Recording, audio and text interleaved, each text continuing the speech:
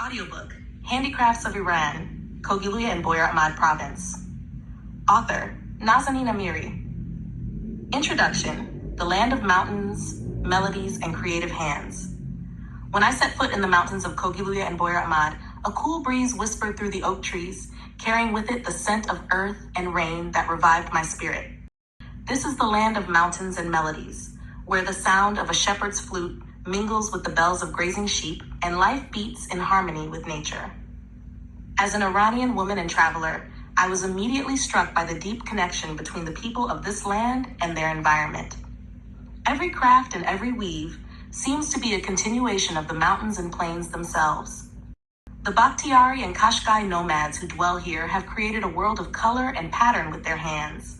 Kilims woven with ancestral motifs, felt mats that smell of rain and fresh wool, and chogas, the striped cloaks that symbolize pride and tribal identity.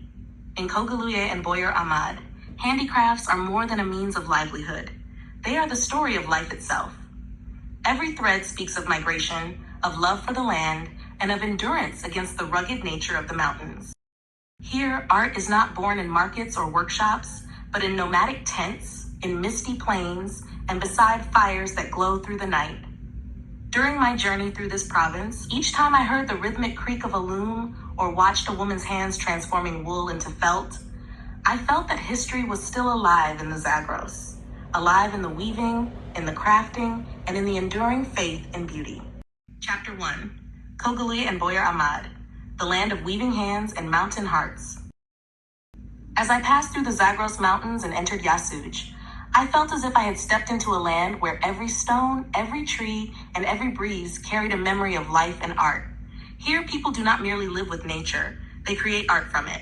Handicrafts in Kohgiluyeh and Boyer Ahmad are reflections of the mountain spirit, pure, patient, and deeply rooted. Yasuj, the beating heart of the Zagros. Yasuj, the capital and heart of nomadic life, is filled with the sounds of looms and the scent of fresh wool.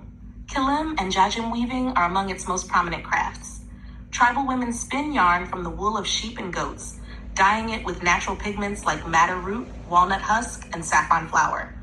The designs are geometric, diamonds, stars, and motifs symbolizing the sun, mountains, and blessing. The history of these weavings stretches back centuries, to the time when nomads migrated through the Zagros valleys and plains, needing light but durable textiles. A kilim was more than a carpet.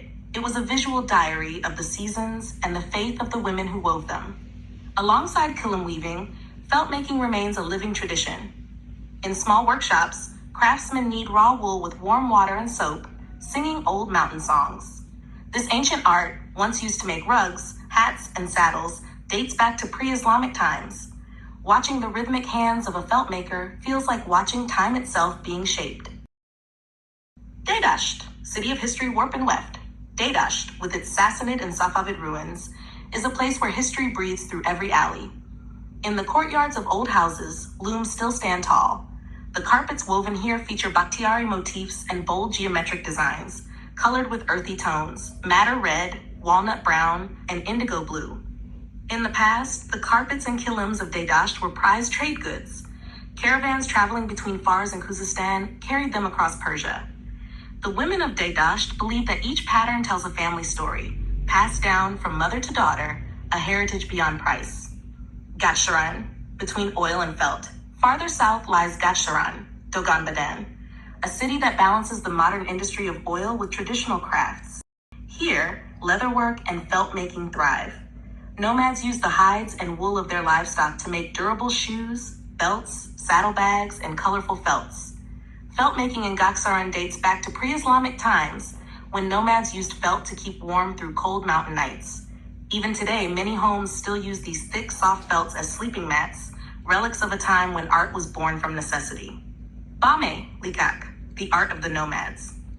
In Bame, nomadic life is still strong. Among the black tents of the Bakhtiari tribes, women weave kilims and the iconic choga, the traditional woolen cloak worn by Bakhtiari men.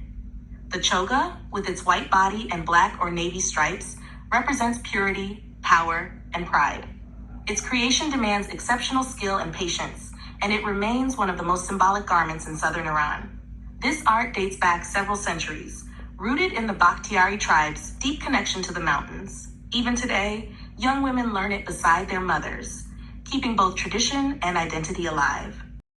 Koram, flowers and clay. Koram, with its lush nature and clear springs, feels poetic. Its people are skilled in pottery and kilim weaving.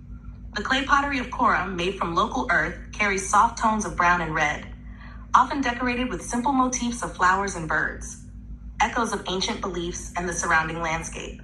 The kilims here also feature branches and bird motifs, symbols of fertility and life. Basht, palm, wood, and patience. Basht, a peaceful town on the slopes of the Zagros, is renowned for woodcraft. Artisans carve spoons, bowls, and farming tools from oak, a reflection of their bond with the surrounding forests. Alongside woodcraft, palm leaf weaving thrives. Women skillfully braid palm fronds into baskets and mats, a craft brought north from Iran's southern coasts. Lenda, patterns on threads. In the small town of Lenda, women weave kilims and jajims with calm focus. The designs are modest yet balanced, using natural dyes in warm hues. Lenda's kilims are known for their durability and are cherished among nomadic families. The weaving tradition here dates back to the old nomadic lifestyle, when women adorned black tents and household items with their own woven creations. My journey through Kohgiluyeh and Boyer Ahmad was a passage through mountains and mist, through the music of shepherd's flutes and the rhythm of looms. In every village and every tent, hands were at work, weaving, molding, creating life from wool, earth, wood, and color. In this land, art is not a product to be sold. It is a reflection of love and identity. As I left the last mountain village at sunset, I thought to myself, here, every thread of a kilim is a line of history, and every motif is the heartbeat of a woman who keeps the spirit of Iranian civilization alive among the mountains.